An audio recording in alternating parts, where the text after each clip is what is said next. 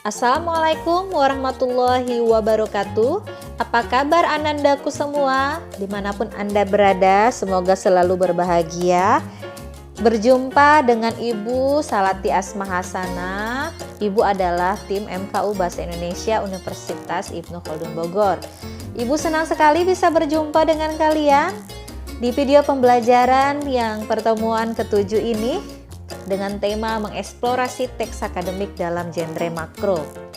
Baik anak-anakku semua, kita sering sekali mendengar yang namanya teks akademik. Dan teks akademik tidak bisa lepas dari dunia pendidikan. Sebenarnya apa sih teks akademik itu? Teks akademik adalah biasa kita sebut juga dengan karya ilmiah. Karya tulis ilmiah itu merupakan tulisan yang membahas ilmu pengetahuan yang disusun secara sistematis menggunakan bahasa yang benar. Dan teks bergenre makro itu biasanya dibangun dari beberapa jenis teks bergenre mikro. Nah, anandaku semuanya, apa sih syarat minimal karya ilmiah? Yang pertama yaitu merupakan karya yang menggunakan bahasa tulis sebagai medianya. Dan yang kedua, membahas konsep ilmu pengetahuan. Dan yang ketiga adalah disusun secara sistematis. Dan yang keempat, dituangkan dalam bahasa yang benar. Bagaimana ciri-ciri penyusun karya ilmiah? Ciri-ciri penyusun karya ilmiah yang pertama adalah yaitu memiliki keilmuan dan konsep pengetahuan dalam bidang yang dibahasnya. Yang kedua, memiliki sifat terbuka atas kritik dan syarat terhadap karya yang disusunnya. Dan yang ketiga adalah memiliki sifat berani dalam mengungkapkan kebenaran. Dan yang keempat, jujur mengenai yang diungkapkannya. Dan yang kelima, yaitu bersifat objektif terhadap masalah yang dikajinya. Dan yang keenam, berpandangan kepada masa depan. Dan yang ketujuh adalah memiliki rasa ingin tahu yang tinggi. Nah, sekarang coba kita lihat apa saja sih jenis-jenis teks akademik. Yang pertama adalah sering sekali ini ya teman-teman suka membuat tugas yang diberikan oleh dosennya. Yaitu jenis teks akademik yang pertama adalah makalah, kemudian ada laporan penelitian, ada juga kertas kerja dan disertasi, ada juga skripsi dan tesis, ada juga karya tulis ilmiah populer lainnya. Nah, sekarang kita bahas yang pertama adalah makalah. Makalah itu merupakan salah satu jenis karya tulis ilmiah yang ditulis dengan tujuan untuk pemenuhan tugas tertentu. Ya, biasanya bergantung dengan mata kuliah yang teman-teman sedang ampu, yaitu misalnya tugas bahasa Indonesia, teman-teman diminta untuk membuat makalah oleh dosennya. Kemudian yang kedua ada laporan penelitian. Laporan penelitian itu apa sih? Laporan penelitian itu biasanya salah satu jenis karya ilmiah yang biasanya disusun dengan tujuan untuk menyajikan atau melaporkan kegiatan penelitian yang dilaksanakan. Kemudian yang ketiga ada kertas kerja. Ini adalah salah satu karya ilmiah yang disusun dengan tujuan melaporkan kegiatan tertentu yang telah dilaksanakan oleh penulisnya. Kemudian ada juga skripsi. Nah, teman-teman yang kita kan adalah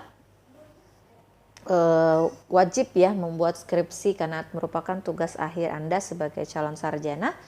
Nah, skripsi ini adalah karya tulis ilmiah resmi yang membahas permasalahan dalam bidang tertentu yang digunakan sebagai syarat penyelesaian studi akhir jenjang sarjana.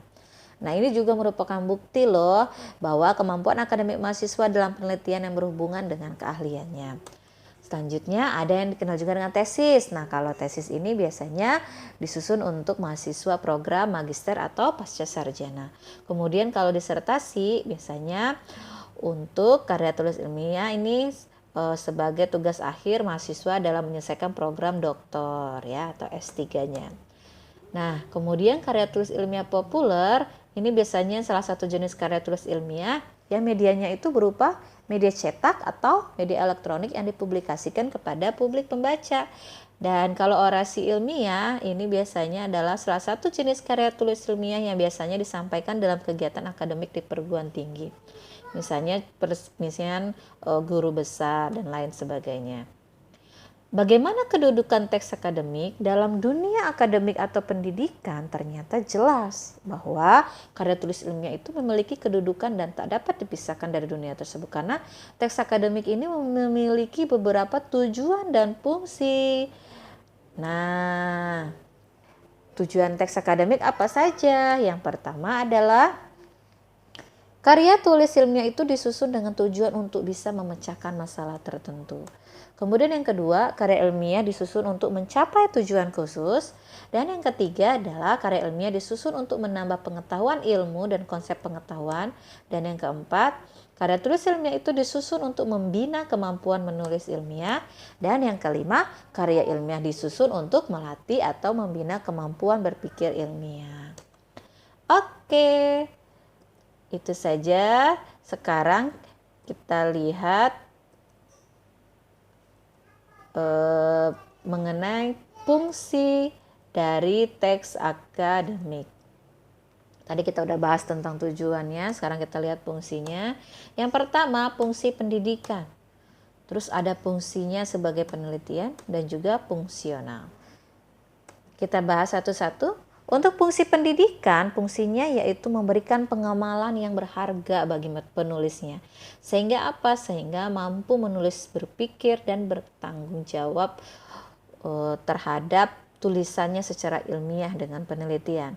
Sedangkan fungsi penelitian adalah berfungsi sebagai sarana penulis guna menerapkan prosedur atau tata cara ilmiah dan langsung mempraktikkannya dalam usaha mengembangkan ilmu pengetahuan. Nah, kalau fungsi fungsional yaitu berfungsi sebagai alat pengembangan ilmu pengetahuan tambahan, sebagai bahan pustaka, dan kepentingan praktis di lapangan dalam disiplin ilmu pengetahuan tertentu. Apa sih sebenarnya ciri teks akademik? Nah, ciri teks akademik itu yang pertama bahasa yang taat asas, baik dalam hal teknik penulisan kata maupun pemilihan kata yang terkandung dalam bahasa tersebut. Kemudian titik pandangnya itu harus taat asas juga. Jadi titik pandang kebahasaannya juga harus taat asas. Yang ketiga, istilah yang digunakan juga dalam karya tulis ilmiahnya harus istilah yang berkaitan dengan keilmuan. Dan karya tulis ilmiah ini sebaiknya menghindari bahasa yang telah usang, kotor, ataupun basi. Nah, selanjutnya bahasa yang digunakan itu lebih menekankan pada aspek komunikasi dengan pikiran daripada perasaan. Kemudian pemakaian kata, kiasan dalam karya tulis ilmiah sebaiknya juga harus dibatasi. Kemudian kalimat dan alinea dalam karya tulis ilmiah sebaiknya juga sedang. Dan karya tulis ilmiah harus menghindari bahasa yang ekstrim ya. Jadi yang terlalu berlebihan maupun yang terlalu haru. Nah, sekarang kita lihat nih perbedaan tes akademik dan non-akademik. Nah, kalau tes akademik itu sederhana dalam hal struktur kalimat. Kalau non-akademik, ternyata non-akademik itu rumit dalam struktur kalimatnya. Dan kalau tes akademik juga padat informasi, sedangkan non-akademik itu cenderung tidak dapat informasi. Kemudian, tes akademik padat akan kata-kata leksikal, sedangkan di non-akademik padat akan kata-kata struktural. Kemudian tes akademik banyak memanfaatkan nominalisasi, sedangkan teks non-akademik cenderung sedikit memanfaatkan nominalisasi. Nah, teks akademik juga banyak memanfaatkan metafora, gramatika, sehingga banyak sekali yang mengandung ungkapan yang inkoruen. Sedangkan non-akademik itu sedikit memanfaatkan metafora, gramatika, sehingga tidak begitu banyak mengandung ungkapan yang inkoruen. Nah, sedangkan teks akademik juga banyak memanfaatkan istilah teknis. Kalau non-akademik sedikit memanfaatkan istilah teknis. Teks akademik juga bersifat taksonomik dan abstrak loh. Dan kalau teks non-akademik lebih konkret dan cenderung tidak bersifat taksonomik. Nah, teks akademik juga banyak memanfaatkan sistem pengacuan espora, sedangkan sistem pengacuan espora tidak merupakan ciri penting pada teks non-akademik. Nah, kemudian teks akademik banyak memanfaatkan proses relasional identifikatif untuk membuat definisi atau identifikasi dan proses dalam membuat deskripsi. Sedangkan non-akademik itu tidak begitu menonjol. Sedangkan Untuk tes akademik juga bersifat monologis sehingga lebih banyak mendayagunakan jenis kalimat induktif deklaratif. Kalau non akademik itu biasanya sifatnya dialogis sehingga mendayagunakan jenis kalimat yang bervariasi. Di teks akademik, kita biasanya memanfaatkan bentuk pasif untuk memberikan tekanan pada pokok persoalan yang kita kemukakan, bukan kepada pelaku. Dengan demikian, teks akademik menjadi objektif, bukan subjektif. Sedangkan kalau di teks non akademik itu memberikan tekanan pada pelaku dalam peristiwa dialog, sehingga perilaku peristiwa yang menjadi lebih penting menimbulkan sifat yang subjektif. Kemudian tes akademik juga seharusnya tidak mengandung kalimat minor, sedangkan non-akademik itu sering mengandung kalimat minor. Tes akademik seharusnya tidak mengandung kalimat tak gramatikal, sedangkan non-akademik mengandung kalimat tak gramatikal. Dan tes akademik itu biasanya mengambil genre faktual, deskripsi, prosedur, eksplanasi, eksposisi, dan diskusi, bukan penceritaan fiksional, kecuali untuk jenis tertentu ya. Sedangkan kalau genre pada teks non-akademik itu bervariasi teman-teman dan dapat faktual ataupun fiksional. Oke, terima kasih dan kalian juga bisa baca lebih jelas di bukunya Bapak Yunus Sabidin dengan judul buku Kemahiran Berbahasa Indonesia untuk Perguruan Tinggi yang diterbitkan oleh Bumi Aksara. Terima kasih ya. Assalamualaikum warahmatullahi wabarakatuh.